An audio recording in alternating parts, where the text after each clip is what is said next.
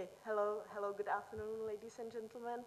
My name is Eva Polanska. I'm from Czech Republic, where I work for a utility called CEZ. First of all, let me thank you to ISGF, who invited me to India. It's a really honor to be able to speak here at such a great forum.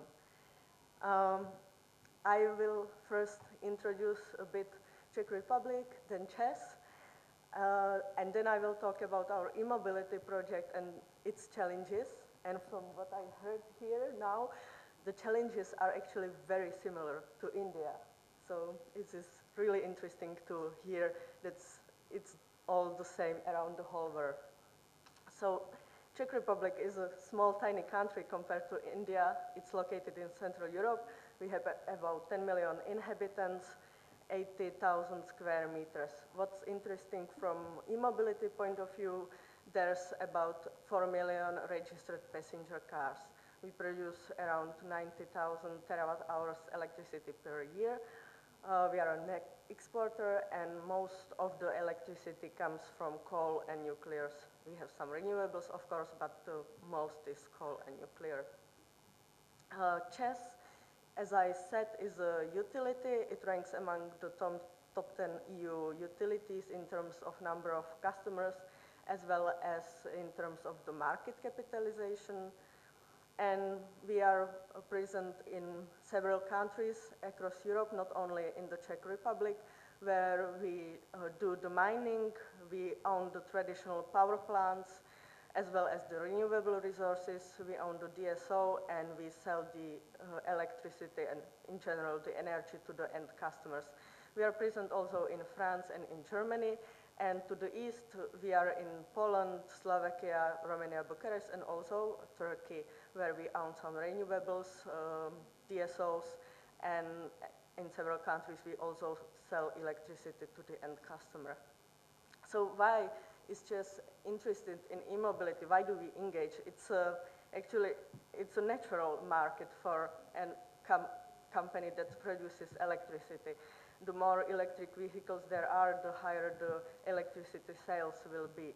But there are not only the market opportunities or business opportunities, there are also some risks related to e-mobility.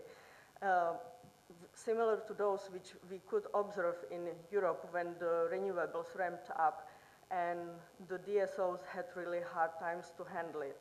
So that's why we want to be in the market early, collect data, analyze them, and see what we can do with our network so that we are ready for the e-mobility uptake and for the demand that will probably be unevenly distributed in time and also geographically.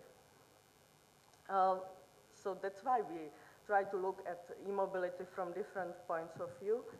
Our DSO is interested, of course, in the impact of increased charging and increasing demand for charging station connections to the grid from the point of view of the grid operator, how much the network has to be strengthened and at which point. So the DSO needs to know as exactly as possible the plans of the charging stations operators.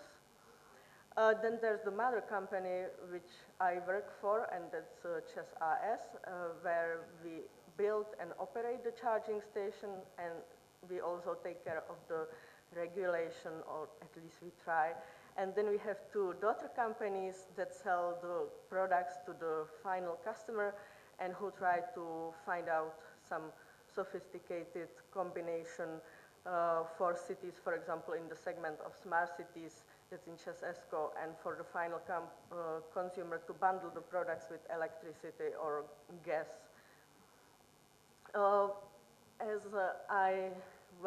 We started the project back in 2010, and at the beginning it seemed like a marketing project, nice for communication. But as time goes on, we see it's becoming a real business. It's because the EU is more stringent on decarbonization and pushes the OEMs to reduce the greenhouse gas emissions and puts on them strict emission limits. And more cars are coming to the market from all kinds of segments, not only from luxurious or small city cars, but really all kinds of segments. And we see that the government is also more interested. They try to help the e-mobility, they try to establish the market. So that's why we are starting to see increase in the number of users, and we hope that we will soon be able to see a real market that establishes in the Czech Republic, similarly to the Nordic countries. We are, of course, a little bit behind these mass markets, but our analysis shows that around 2020-25, the market could go up, and we have to be ready for the increasing demand for charging. As you can see, this is the map of the future, how the public charging stations might look like in the Czech Republic. You can see, since the Czech Republic is not such a big country, it's a perfect landscape for EV users. The driving distances are not so long, so with the currently common battery range, the EV users can comfortably go from major cities and not only to drive within the city itself.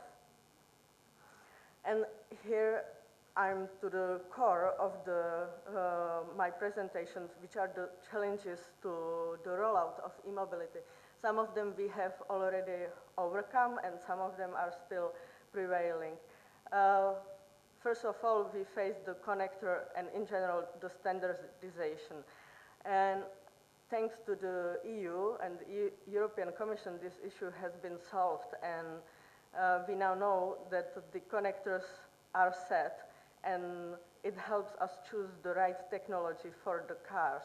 And the same is with the communication protocols for charging stations. Now, before we used some proprietary solutions, but now the OCCP is the most common platform, and I think the most producers of the charging stations use only this. The second issue is financing or regulation.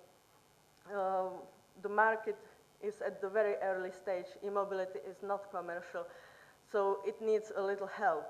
And the help can be financial, or it can be, let's say, non-monetary. And in the Czech Republic, it's getting better and better, I have to say. We have financing both for the demand side, for the EV users. There are subsidies to companies that wish to electrify their fleets, as well as to the municipalities or public bodies.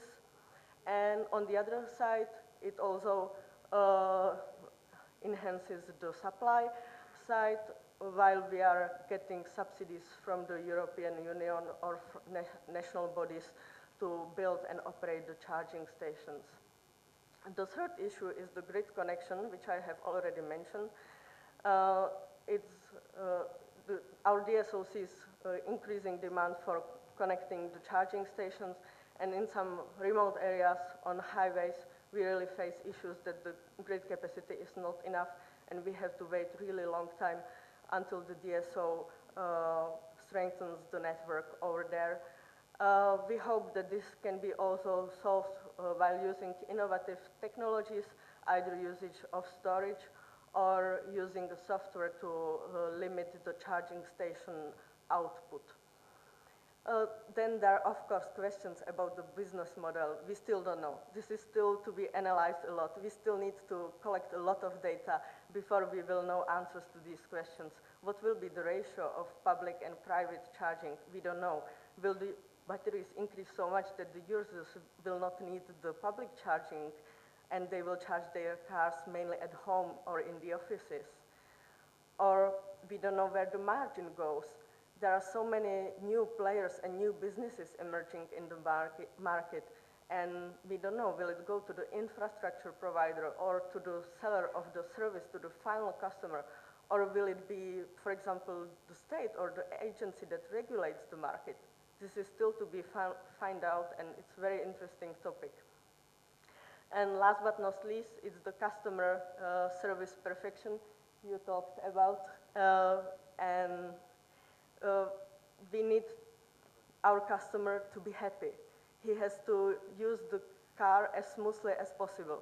The charging has to be almost the same as using a normal gas combustion car.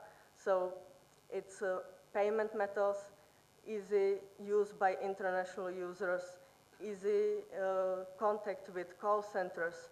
So 100% customer self-service is really inevitable and necessary so that the users really are convinced they can use the EV as a normal car. Thank you for your attention. This is all from my side. Thank you. Thank you, Eva. Thank you for that.